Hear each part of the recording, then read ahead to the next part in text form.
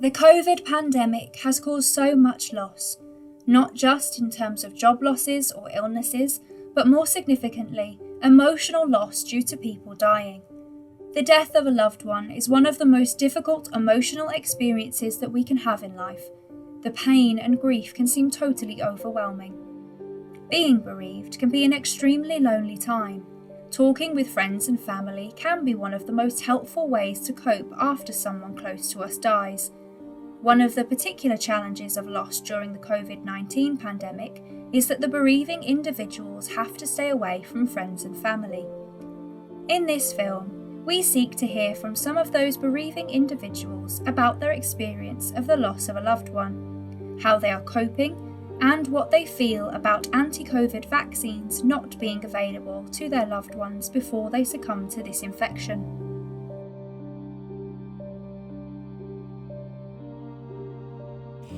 The first person I lost to COVID was my best friend since my childhood. She just gone up to hospital when she got the COVID, and she lasted for 4 days. That for me, it was really a shock because she was like a family for us, and she helped a lot to my mom.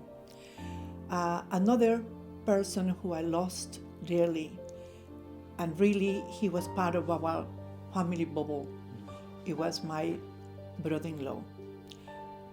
My best friend was a female called Violeta Ugaz, and unfortunately she left her family behind. For me, he was not just my father, he was my mentor. So all the life skills that I have, or the person that I am today, is because of him. It's his examples and his true examples he left, not just as my father, but as a human being. He always said that, look, do the best you can in everything that you do, but the most important thing that you must do is to serve humanity. He said, this is what our name Awan means, to serve humanity, so you must follow in these footsteps. Oh, my mother, you mean? My mother was a very, very happy-go-lucky woman, and she was always very jolly. And the best memory I have from my mother, she always used to say, whatever Allah does for the best.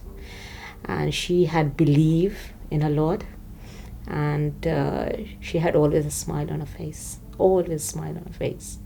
And that's the character that I developed from my mother, that even in my hard days, I always smile, because a smile is a form of charity, and that gives, anybody happiness. So the best memory of my mother with me is that she always told me to be happy. So during the time that we spent at my sister-in-law's, Marhuma Shirin Bai, I used to call her Shirin Bai, she was not just the best of cooks. She used to cook for the community in our mosque in Peterborough. She was a volunteer. She also was a chair lady in her community for many, many years. She used to cook for families, for the mosque. And one of the favorites that I always enjoyed was her biryani, the Asian style, the cuisines, and, she was very, very good. And she also appreciated when we, loved her cooking and praised her. And she really, really appreciated our words and our gestures.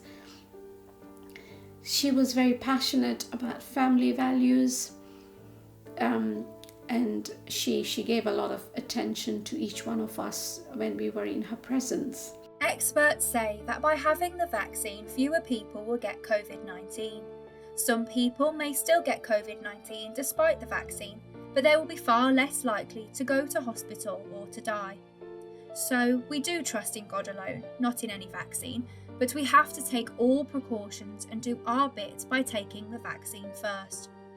As well as protecting you, vaccines also help to protect your family, friends, and other people you meet. It's not far she left us. It's only a few weeks ago that she's no more. but all the good things she taught, right from the childhood, right to the adulthood, even after marriage, was all the positive things. All the positive things. Never to be negative. Never ever. And that is the best thing, I could remember, and I'm passing on to my children as well. The day she passed away, I felt like it was almost like we had lost a shelter, a kind of a roof over our head. She was the pillar of our family. She was there to glue everyone together. And it was almost like I just couldn't find myself accepting her death. But death is inevitable. Death is a reality. And she was such a godly soul.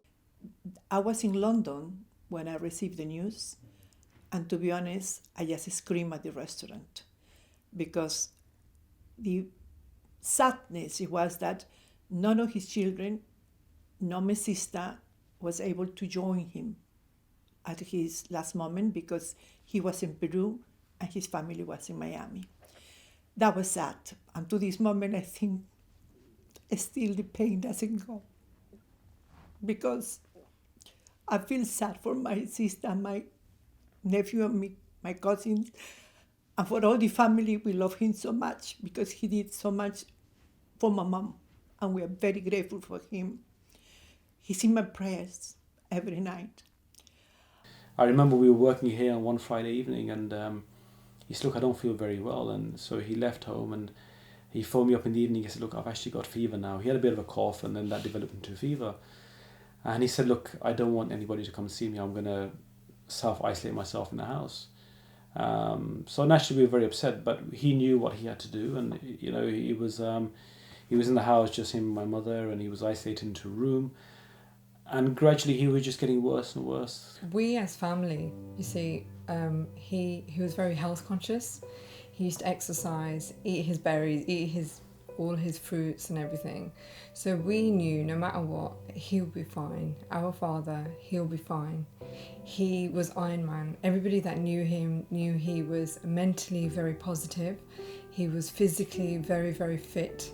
And I mean, you couldn't tell what he was, his age. Everybody used to comment on how young he was looking. I used to think, we were brothers sitting here. Absolutely. And this is a guy who would get up every morning, come rain, snow, no matter he'd be what. out there cycling 10 miles every single morning.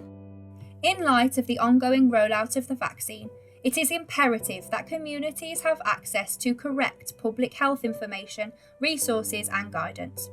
To help with this, the Ostro Fair Share Foundation, OFSF, with its programme partners Faiths Forum for London, FFL, the International Centre for Integration and Cohesion, ICIC, and other cross-sector organisations, have developed a programme to work with communities to support the uptake of public health messaging. The focal communities of this programme are those from BAME backgrounds, given the disproportionate effect of the pandemic on minority ethnic groups. We still had it in our mind that he's such a strong and fit man that if anyone can get through it, he'll get through it. Yeah. So they sedated him on Sunday, and then we had the call early hours Wednesday morning that we don't think your father's going to make it through the night, and you may want to come and say your final goodbyes to your father.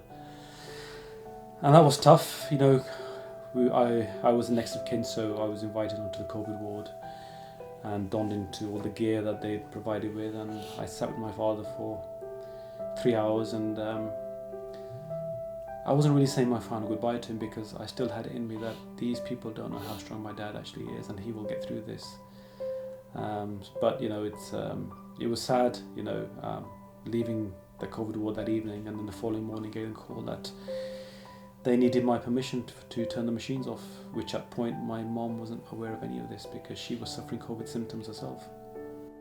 And the other person that I lost 2 months ago, it was my brother. He was a doctor. Unfortunately, your profession in my country is very difficult because even the doctors in Peru doesn't have the facility to have the vaccine. And he did have COVID, I believe, in November last year, and he was okay. But this time, he didn't realize how bad he was. And when he realized how bad he was, he refused to go to hospital thinking he would be okay. And unfortunately, it was too late. I believe it was too late when he went to hospital. And in spite of his son, especially who is becoming a doctor very soon as well, Brian, they did everything possible. But unfortunately, a warrior of the pandemic, a doctor, my brother Daniel Bassan, lost his life. We were in contact with her and she was just poorly for a few days. And when I got the news that she's poorly, I was really making lots of prayer for her. Obviously, she's my mom and she's miles apart from me. Lots of prayers I was making for her. And then because I wanted to divert myself from the fact that she is poorly, so I started cooking that day because I had to go for a meeting somewhere at 1 o'clock and it was 11ish, so I completed my cooking. My cleaner was here, she was doing ironing and the cleaning bit, and then I just told her that I'm going to check upon that I've closed all the stoves, and then the phone bell rang of my brother that my mom is no more, and that rings in my head all the time. She was a very selfless soul. She was a very genuine soul, and hence we find that Allah subhanahu wa ta'ala puts this heart, this compassion in people's hearts to remember her. She was not just a cook, she was a beautiful mother, she was a grandma, she became a widow at a very young age, she looked after her children, she educated them, she gave them the best of education, and she struggled and she strived through her tailoring. So she was a tailor, and everything that she did was absolutely phenomenal. To reach these communities, we believe the most effective way is to work with community leaders, places of worship, and other individuals who, because of their role, may be called a community champion.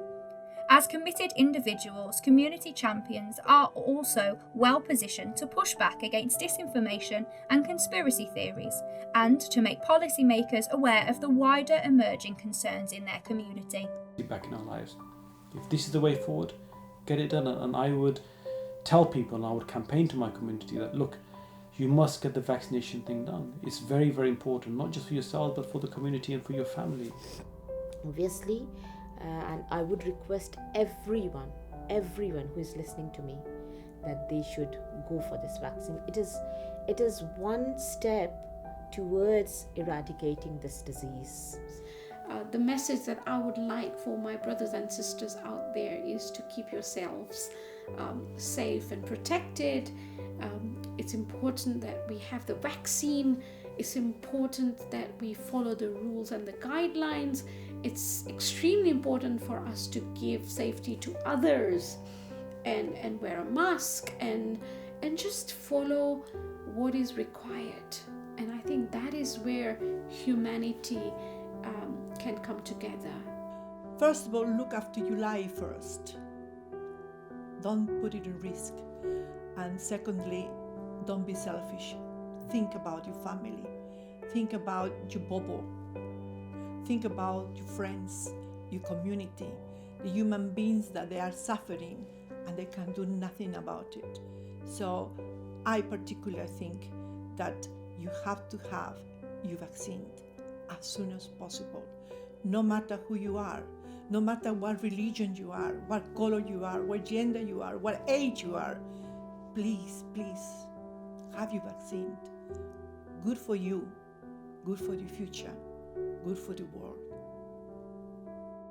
How might you cope with bereavement? Each person will cope in their own way, and it is important to know that there is no correct way to grieve. These suggestions might help. Allow yourself time to grieve. If you feel like crying, don't prevent yourself from doing so. This is a normal way to release your feelings, and it is not a sign of weakness. Try to avoid depending upon substances such as alcohol, medications, or drugs to help you cope with your feelings. Keepsakes such as photographs or other possessions may be painful to look at early on, but can provide much comfort in the future. If the intensity of your feelings adversely affects your daily life, do not hesitate to speak to a counsellor or to your GP.